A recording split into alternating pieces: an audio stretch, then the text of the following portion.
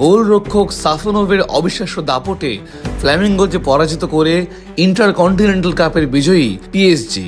নির্ধারিত সময়ে খেলা 1-1 গোলে ড্র হওয়ার পর ম্যাচ গড়ায় পেনাল্টি শুটআউটে।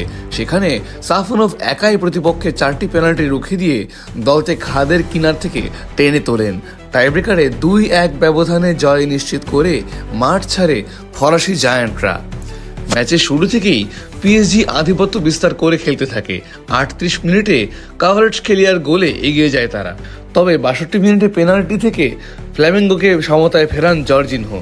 পুরো ম্যাচে পিএসজি 62% বল দখলে রেখেছিল এবং প্রতিপক্ষের গোলমুখে মোট 23টি শট নেয়, যার মধ্যে 9টি ছিল অন টার্গেট।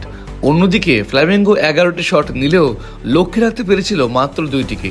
শেষ পর্যন্ত নির্ধারিত সময়ে কোনো দলই আর জয়সূচক গোল করতে না পারায় ম্যাচের ভাগ্য নির্ধারিত হয় টাই ব্রেকারে, যেখানে নায়ক হয়ে আবির্ভূত হন পিএসজির গোলরক্ষক সাফোনোভ এবং পিএসজি জিতে নেয় ইন্টারকন্টিনেন্টাল কাপ।